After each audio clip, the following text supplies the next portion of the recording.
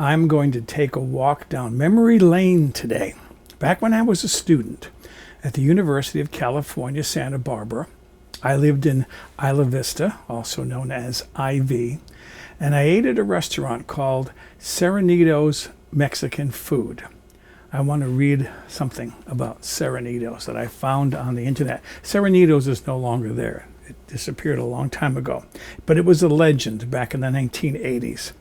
Commonly known as Miguel's, as an homage to its owner, Serranito's was famous for pumping out literally the most divine flautas known to IV, and they truly were divine.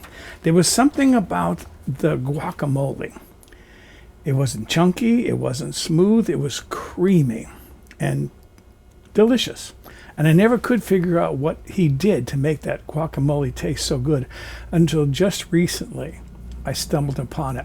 So that's what I want to make today. I want to make one of Serranito's flautas. I'm heating a skillet over medium heat, and I'm going to put about a tablespoon of cooking olive oil in there. And then I have one medium to large chicken thigh, boneless, skinless, that I cut up into strips.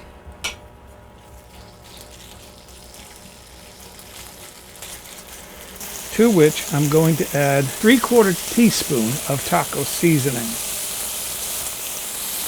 And I want to cook this most of the way. It's going to finish cooking in a little bit. You can also season this with a little bit of salt and pepper. There's some salt and pepper. And if you want to, you could use chili powder, mild, sweet, hot, whatever you like. I don't like things too spicy hot, so this taco seasoning is about as spicy as I want to get. My chicken is about cooked. I'm going to pause the heat on that, and I'm going to add 1 tablespoon of salsa verde. This is kind of medium heat. Again, you can make it as mild or as hot as you want. All right, that's enough for right now. I'm going to set this aside so I can make my guacamole. I have some guacamole prepared. I buy these. They come, I believe, 16 of these little tubs. They're about 2.5 ounces each. 70, is that 70 grams? 71 grams of guacamole. Gonna put that in a bowl. These are convenient. That's why I like them. And then I'm going to add 2 fluid ounces, 60 milliliters of heavy whipping cream. This was the secret I figured out on how he made a creamy guacamole. And then just get that all blended together. Now, returning back to my chicken, I'm going to add a little bit of this to my chicken just to warm it up, because not that it's really necessary, as you'll see in a later stage, but it's cold from the refrigerator, so I want to heat it up a little bit. The heat is off. I'm just using the heat from the pan and the chicken to warm that guacamole. I have here one fairly large, it's a 10-inch, 25 centimeter flour tortilla. I know flautas are typically made on small, like 6 to 8 inch tortillas, 15 to 20 centimeters in size. But at Serranito's, he always used these large tortillas. So because I'm trying to reproduce Serranito's flautas, that's what I'm doing today. And what I have here is a mixture of cheese. You can use cheddar if you want, mild cheddar, medium, whatever you like. This is actually a mixture of medium cheddar and some Monterey Jack cheese. And that's 1 ounce of cheese, 28 grams. I'm ready to add my chicken. to this tortilla. And then I'm going to wrap this up, roll this up, like so.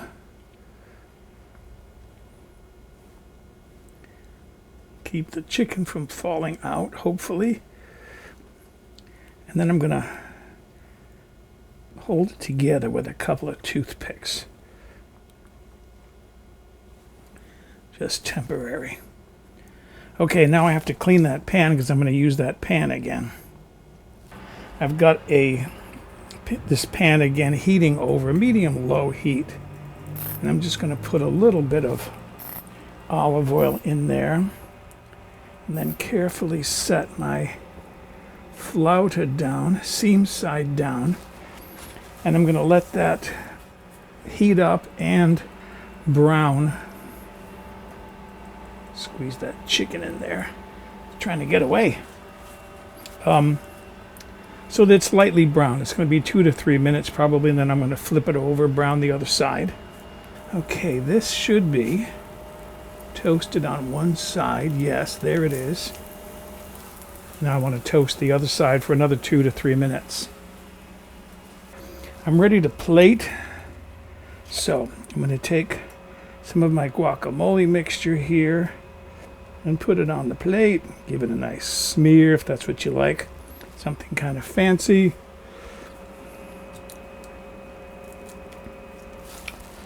And then let's see if I can move this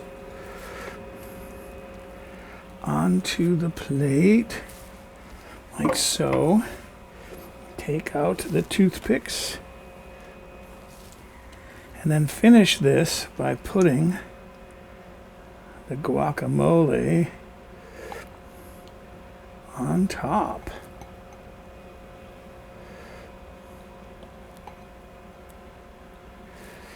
Doesn't that look fantastic? That's what I remember from Serranito's. Last step is to see how good that tastes. All right, let's again remind myself how delicious these are. And in case you're wondering about that sign on my refrigerator, I've got way too much food in there. I can't get anything more in there. So now I've got to make a really good effort to eat down those foods before I buy any more frozen foods. Here goes.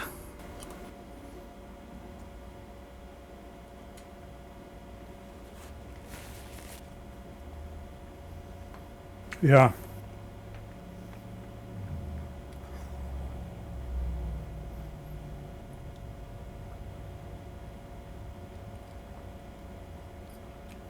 That's the flavor that I remember. A little bit spicy in the chicken, but that really velvety, smooth, creamy guacamole.